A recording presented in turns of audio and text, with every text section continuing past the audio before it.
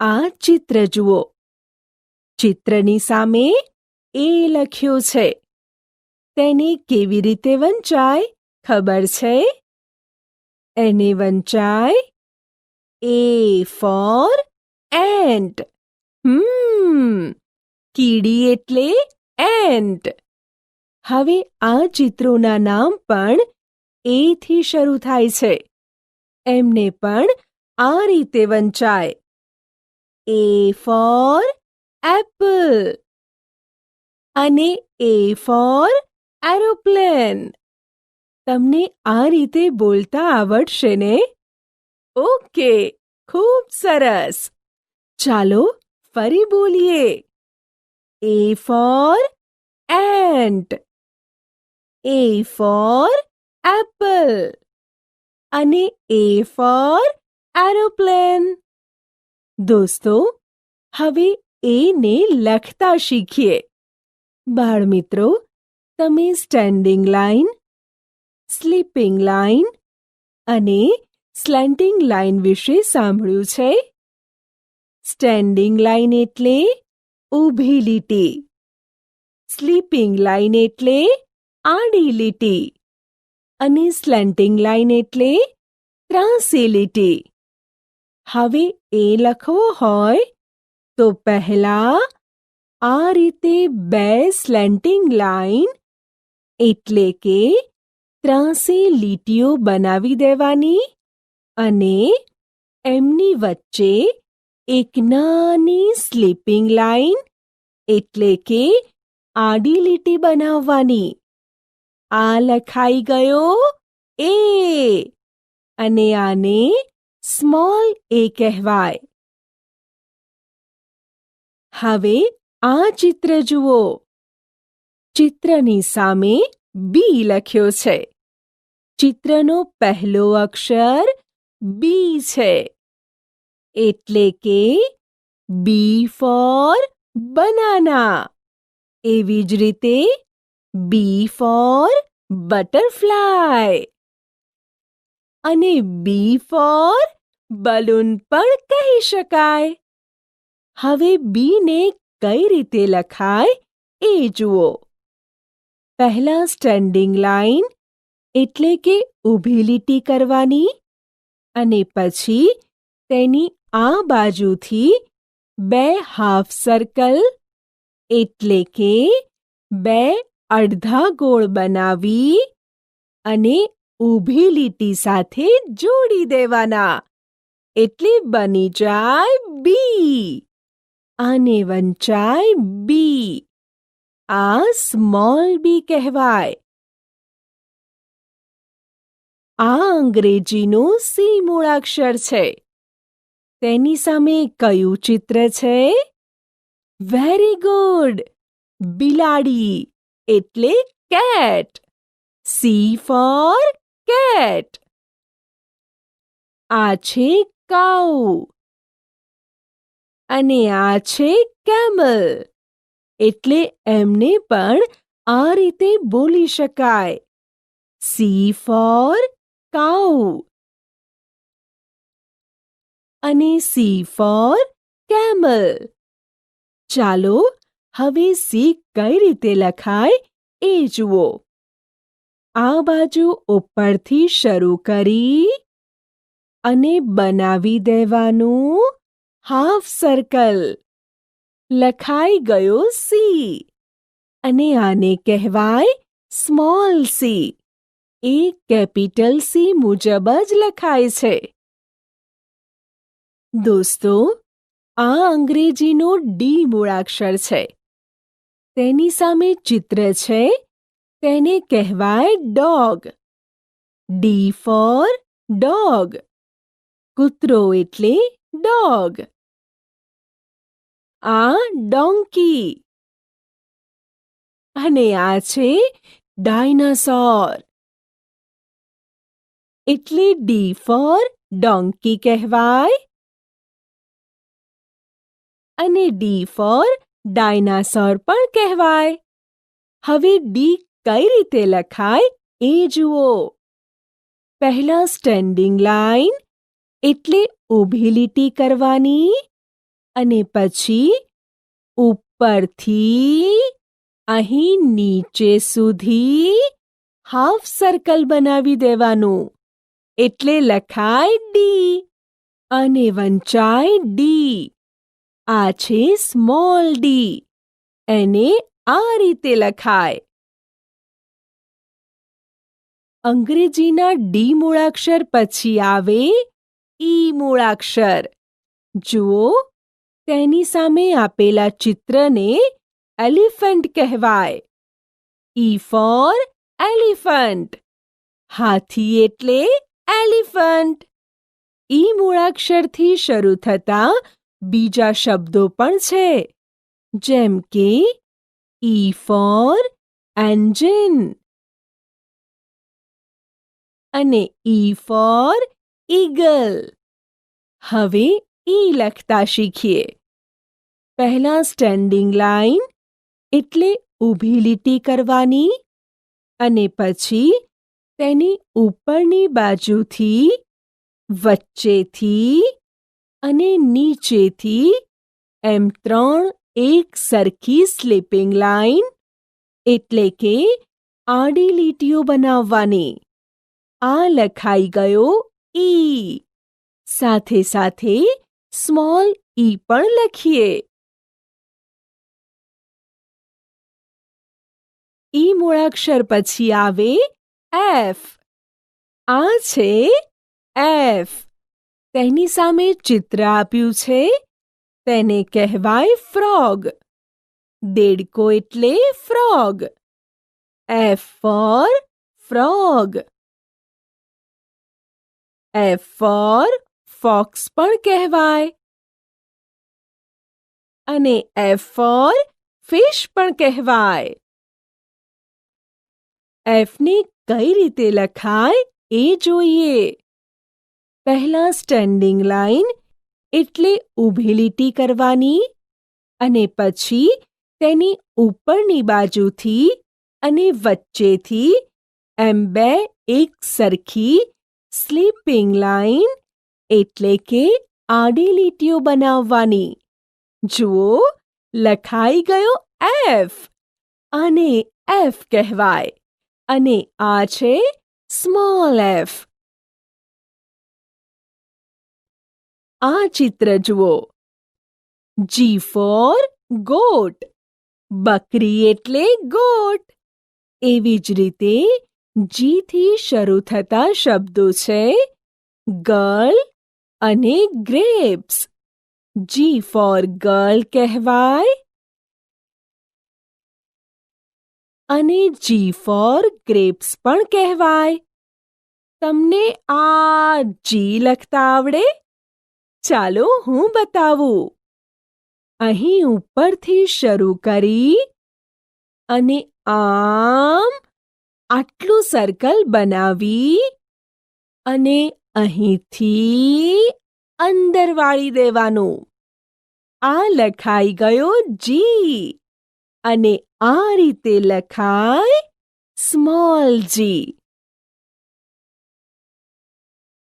ચાલો હવે આગળનો અંગ્રેજી મૂળાક્ષર જોઈએ. આ ચિત્ર જોયું? એને હેન કહેવાય. H for Han.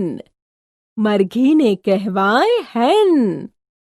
H for હેન મુજબ એચ ફોર હાઉસ અને એચ ફોર હોર્સ પણ થાય. અને દોસ્તો, એચ લખતા તો તમને સૌને આવડશે.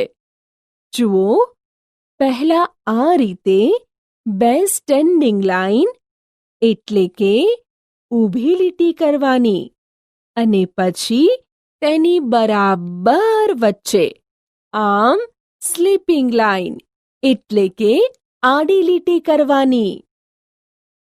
બની ગયો એચ અને આવી રીતે લખાય નાનો એટલે કે સ્મોલ એચ. બાળ દોસ્તો, આ ચિત્ર શાનું છે? આઈસ્ક્રીમનું છે. આઈસ્ક્રીમ શબ્દ આઈથી શરૂ થાય છે આઈ ફોર આઈસ્ક્રીમ. એવી જ રીતે આયરન અને ઇગ્લુ શબ્દો પણ આઈથી શરૂ થાય છે. એથી એમને પણ આઈ ફોર આયરન અને આઈ ફોર ઇગ્લુ કહી શકાય. દોસ્તો, આઈ લખવો સાવ સહેલો છે. જુઓ, આમ એક સ્ટેન્ડિંગ લાઈન એટલે કે ઊભી લીટી અહીં સુધી કરવાની એટલે લખાય આઈ. અને આ રીતે સ્મોલ આઈ લખાય.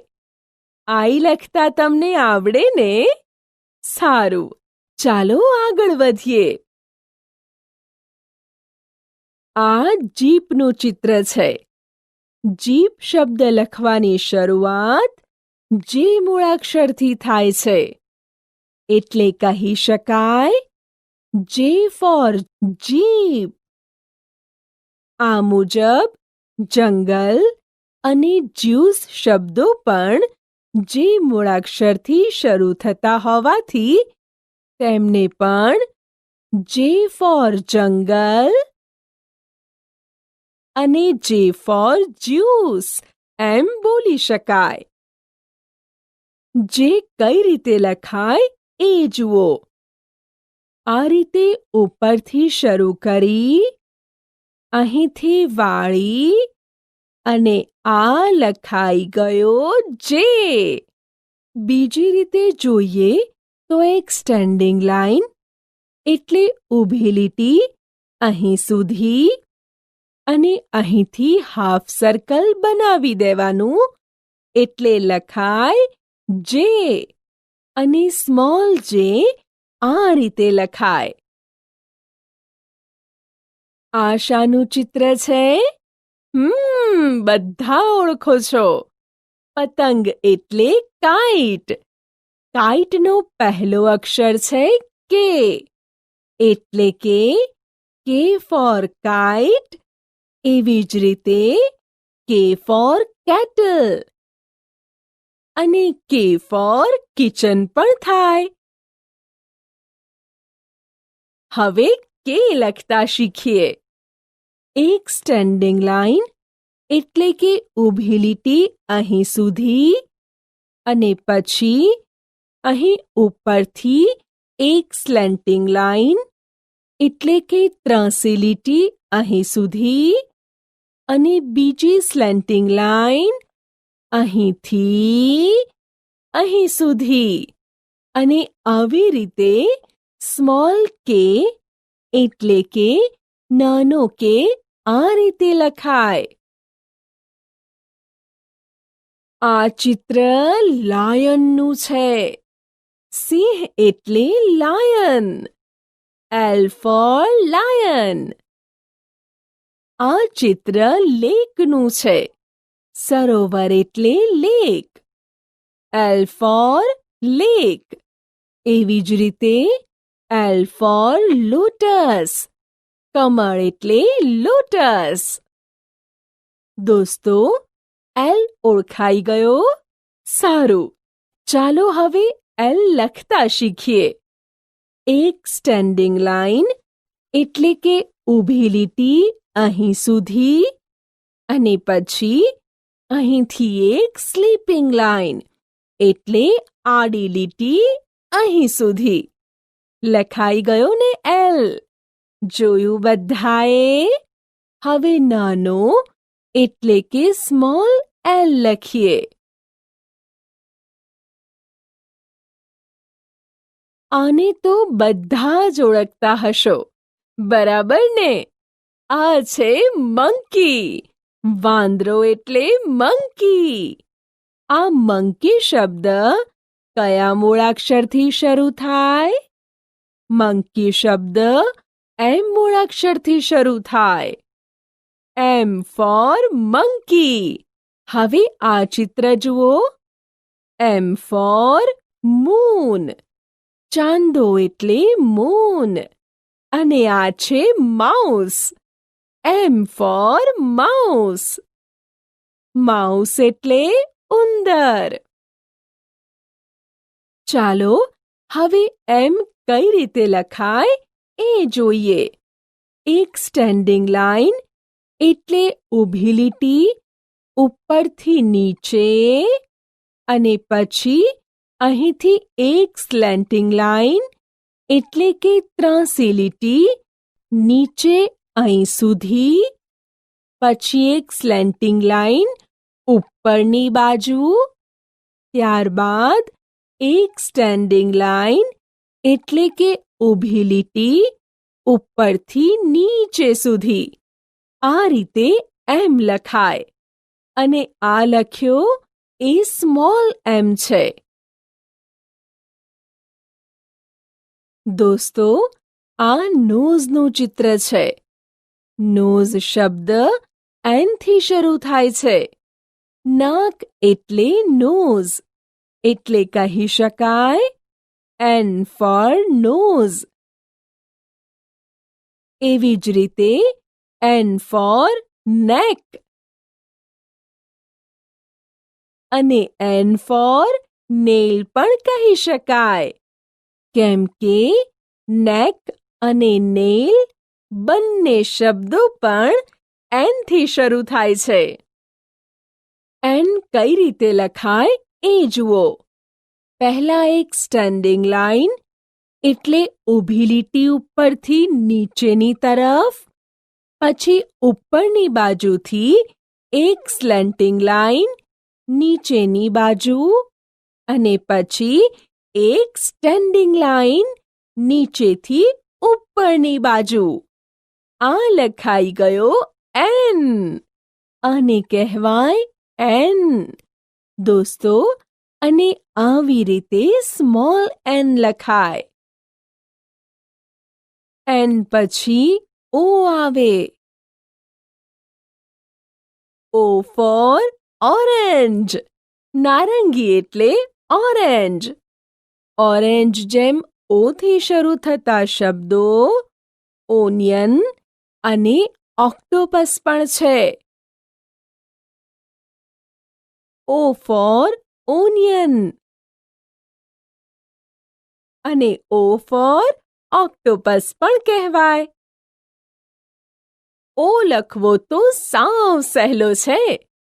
એક ફૂલ સર્કલ એટલે કે આખો ગોળ બનાવી દેવાનો, એટલે ઓ લખાઈ જાય. ને સ્મોલ ઓ પણ એવી જ રીતે લખાય. આને પણ ઓ જ કહેવાય. બાળમિત્રો, આ ચિત્ર જોયું? બધા ઓળખી ગયા. આ પીકોક છે. P four peacock. મોરને પીકોક કહેવાય. આ છે પેરટ. P four parrot. પોપટ એટલે પેરટ. અને પી ફોર પેન્સિલ. હવે પી કેવી રીતે લખાય એ જોઈએ. પહેલા એક સ્ટેન્ડિંગ લાઇન, પછી ઉપરની બાજુથી અહીં સુધી હાફ સર્કલ બનાવી સ્ટેન્ડિંગ લાઇન સાથે જોડી દઈએ એટલે પી લખાય. નાનું એટલે કે સ્મોલ પી પણ આ રીતે લખાય, પણ લીટીથી નીચે લખવાનો. પી પછી ક્યુ આવે. ક્યુ ફોર ક્વીન. રાણી એટલે ક્વીન. એવી જ રીતે ક્યુથી શરૂ થતા શબ્દો ક્વીવર અને ક્યુ પણ અહીં આપ્યા છે. આથી ક્યુ ફોર ક્વીવર અને ક્યુ ફોર ક્યુ પણ કહી શકાય. હવે આપણે ક્યુ કેવી રીતે લખાય એ જોઈએ. જુઓ, પહેલા આખું સર્કલ બનાવી અને અહીં નીચેની બાજુએ આ મુજબ લીટી કરવાની. આ લખાઈ ગયો ક્યુ. અને આવી રીતે લખાય નાનો એટલે કે સ્મોલ ક્યુ. બાળ દોસ્તો, આ રોઝનું ચિત્ર છે. ગુલાબ એટલે રોઝ. R for rose. આ રેબિટનું ચિત્ર છે. R for rabbit. એ જ રીતે R for robot. રોબોટ એટલે યંત્રમાનવ. હવે R લખતા શીખીએ. સ્ટેન્ડિંગ લાઇન કર્યા પછી ઉપરની બાજુથી અહીં સુધી હાફ સર્કલ બનાવી સ્ટેન્ડિંગ લાઇન સાથે જોડી દેવાનું. પછી અહીંથી સ્લેન્ટિંગ લાઇન કરીશું. લખાઈ ગયો R. આને પણ સ્મોલ r કહેવાય. દોસ્તો, આ ચિત્ર જોયું? હા, આ સન છે. S for sun. સૂરજ એટલે સન. આ શીપ છે. આ છે સ્ટાર. એટલે કે S for ship અને S for સ્ટાર પણ કહેવાય. ચાલો હવે S લખતા શીખીએ. આ બાજુ C જેવું હાફ સર્કલ કરવાનું. પછી અહીં આટલી લીટી કરવાની અને એને સાથે જોડી અને બીજી બાજુ હાફ સર્કલ કરવાનું. હા, તમે ગુજરાતીમાં ડ લખો છો એ જ રીતે S લખાય. આ રીતે S લખાય. અને એવી જ રીતે સ્મોલ s પણ લખાય. દોસ્તો, આ ચિત્ર છે એનું નામ તો તમે જાણો છો. આ ટ્રી છે અને ટ્રીના લાકડામાંથી ટેબલ બને. આને તો બધા ઓળખો છો. આ ટોય છે. રમકડું એટલે ટોય. આથી T for tree, T for table અને T for toy પણ કહી શકાય. બધા ટીને ઓળખી ગયા? સારું, ચાલો હવે T લખતા શીખીએ. પહેલા ઉપરની બાજુએ સ્લીપિંગ લાઇન કરવાની અને એની બરાબર વચ્ચેથી સ્ટેન્ડિંગ લાઇન કરવાની. અહીં નીચે સુધી. આ રીતે T લખાય. સ્મોલ એટલે કે નાનો T આ રીતે લખાય. ચાલો હવે આગળ વધીએ. આ અમ્બ્રેલા છે. છત્રી એટલે અમ્બ્રેલા. આથી U for શું કહેવાય? U for umbrella. એવી જ રીતે U થી શરૂ થતા શબ્દ યુનિફોર્મ છે તો U for યુનિફોર્મ કહેવાય. અને આ છે અમ્પાયર એટલે U for અમ્પાયર પણ થાય. દોસ્તો, તમને U લખતા આવડે? ચાલો હું બતાવું. જુઓ, પહેલા આમ સ્ટેન્ડિંગ લાઇન કરી અને અહીંથી આમ વાળી અને બીજી સ્ટેન્ડિંગ લાઇન આ રીતે કરી દો એટલે લખાઈ જાય U. છે ને સાવ સહેલું.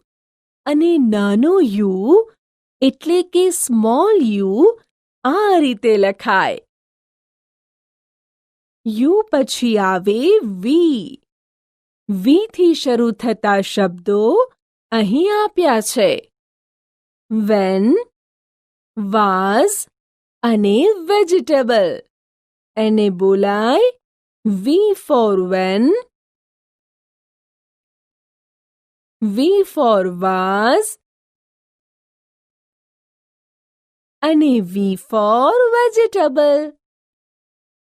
હવે V કઈ રીતે લખાય એ જુઓ.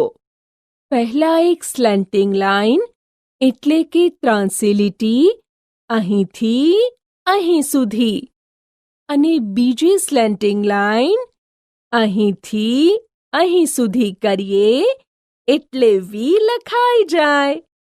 સ્મોલ v પણ એવી જ રીતે લખાય, પણ સ્મોલ v કેપિટલ V કરતાં થોડો નાનો હોય છે. દોસ્તો, આ ચિત્ર જુઓ. આને વોટરમેલન કહેવાય. તરબૂચ એટલે વોટરમેલન. વોટરમેલન શબ્દ W થી શરૂ થાય છે, એટલે કહી શકાય W ફોર વોટરમેલન. એવી જ રીતે W ફોર વોચ અને W ફોર વિન્ડો. દોસ્તો, હવે તમે W ને ઓળખી શકો ને? હવે તેની લખવાની રીત જોઈએ. એક સ્લેન્ટિંગ લાઈન એટલે કે ત્રાંસી લીટી કરવાની, એને અડાડીને બીજી સ્લેન્ટિંગ લાઈન, પછી ઉપરથી નીચે તરફ બીજી સ્લેન્ટિંગ લાઈન, અને નીચેથી ઉપરની બાજુ બીજી એક સ્લેન્ટિંગ લાઈન કરીએ એટલે W બની જાય. સ્મોલ w પણ એવી જ રીતે લખાય, પણ એ કેપિટલ W કરતાં થોડો નાનો હોય છે. આ ચિત્ર જુઓ. આ ક્રિસમસનું ચિત્ર છે. ક્રિસમસને ટૂંકમાં લખીએ તો પહેલા X આવે, એટલે તેને X ફોર ક્રિસમસ બોલાય. એવી જ રીતે X ફોર એક્સ-રે અને X ફોર ઝેરોક્સ પણ કહી શકાય. હવે X લખતા શીખીએ. પહેલા સ્લેન્ટિંગ લાઈન એટલે કે ત્રાંસી લીટી અહીંથી અહીં સુધી, અને બીજી સ્લેન્ટિંગ લાઈન અહીંથી અહીં સુધી. હા, ચોકડી જેમ કરીએ એટલે X લખાય. જુઓ, સ્મોલ x પણ એવી જ રીતે લખાય છે. બાળ દોસ્તો, આ યાક છે. યાક એટલે ગાય જેવું પ્રાણી, એટલે કે Y ફોર યાક. એવી જ રીતે Y ફોર યલો અને Y ફોર યાચ પણ થઈ શકે.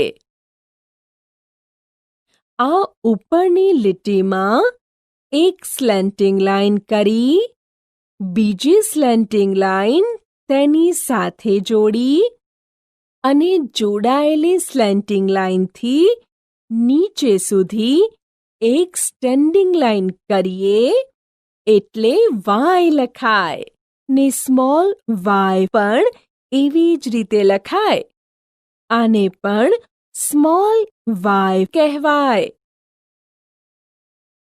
દોસ્તો, ચાલો હવે અંગ્રેજીનો છેલ્લો મૂળાક્ષર Z ઓળખીએ. દોસ્તો, આનું નામ છે ઝીબ્રા. Z for zebra. એ રીતે Z ફોર ઝૂ અને Z ફોર ઝીરો પણ આપણે બોલી શકીએ. હવે Z કઈ રીતે લખાય એ જુઓ. પહેલા સ્લીપિંગ લાઈન એટલે કે આડી લીટી કરવાની, પછી તેને જોડી એક સ્લેન્ટિંગ લાઈન ઉપરથી નીચે સુધી કરવાની, અને તેને અહીંથી જોડી અને એક સ્લીપિંગ લાઈન એટલે કે આડી લીટી કરીએ એટલે બને Z. સ્મોલ z પણ એવી જ રીતે લખાય છે.